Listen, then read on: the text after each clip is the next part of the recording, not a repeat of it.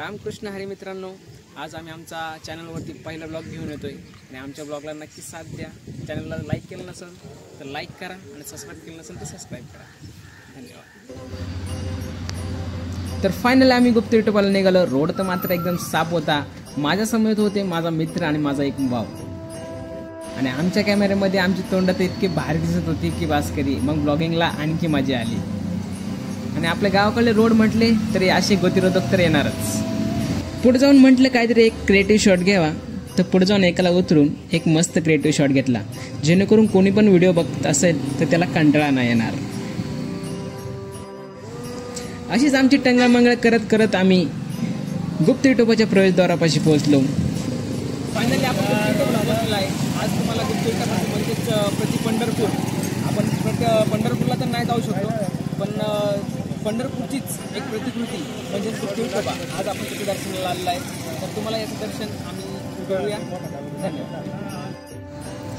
गाव म्हटलं तर हा निसर्ग आणि निसर्ग म्हटलं तर गाव, आणि हा निसर्ग बघून मन एकदम तृप्त झालं।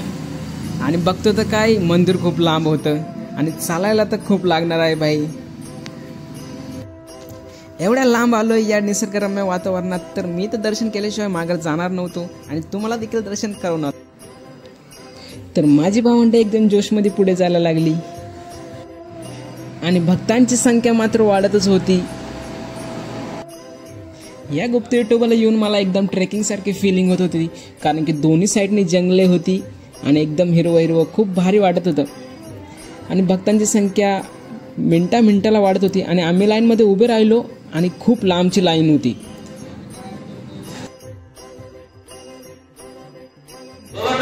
तर आमचं दर्शन केव्हाच झालं असतं जर तू याला गाडी चालवायला दिली असती फोटोवरती। तर यांचा हा छोटासा जोक संपल्यानंतर मी तुम्हाला लाईन दाखवतोय की लाईन खूप मात्र मोठी होती। लाईन मध्ये उभे राहून दर्शन करायची काहीतरी एक वेगळीच मजा असते। तर म्हटलं देवावरती वाहण्यासाठी काही ना काही घेतलं पाहिजे, तर आज जिकून आम्ही एक 10 रुपयाचा तुळशीचा वाटा घेतला, जेणेकरून आम्ही देवावरती वाहू। तर फायनली आम्ही देवावरती वाहण्यासाठी एक तुळशीचा वाटा घेतला आणि ही मुलं मात्र आम्हाला लाईनीमध्ये पुढे जाताना दिसले, पण अमरला बघून ती घाबरली आणि एका बाकड्यावरती बसली। गुप्त युट्यूब मात्र खूप डोंगरामध्ये असल्यामुळे तिथे लाईट नसते, त्यासाठी चक्क आपल्या मराठी माणसाने ट्रॅक्टर जोडून मोटर चालवली आणि तिथे लाईट आणली। हे जुगाड मात्र इंडियाच्या बाहेर गेलं नाही पाहिजे। तब्बल 3 तासानंतर आमचं दर्शन होण्यासाठी आम्ही लाईनमध्ये उभं राहिलो। लाईनमध्ये उभं राहून पाय खूप दुखत होते, मात्र भाविकांची जी गर्दी मिनिटाला वाढत होती। फायनल आम्ही देवापाशी पोहोचलो आणि तिथेच असं पुढे जाता जाता म्हटलं अरे इथून खाली जायचंय, आणि हे माझं सेकंड टाइम होतं। खूपसे भक्त मात्र इथे येतात, पण गुप्त युट्यूबाचे दर्शन न केल्यात असेच परतून जातात, कारण की ते मुख दर्शन करतात आणि तसेच निघून जातात, कारण की लाईन मध्ये राहायला कोणीच नको म्हणतं।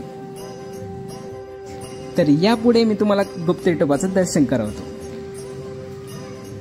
आतमध्ये असेच जात होतो। खूप छोटी जागा आहे, पण त्याच्यामध्ये देखील यांनी इतकं भारी डेकोरेशन केलं होतं।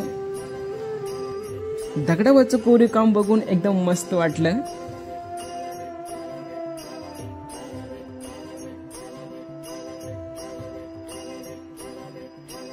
नंदीला बेलपत्र वाहून आम्ही पुढे निघालो माऊलींच्या दर्शनाला।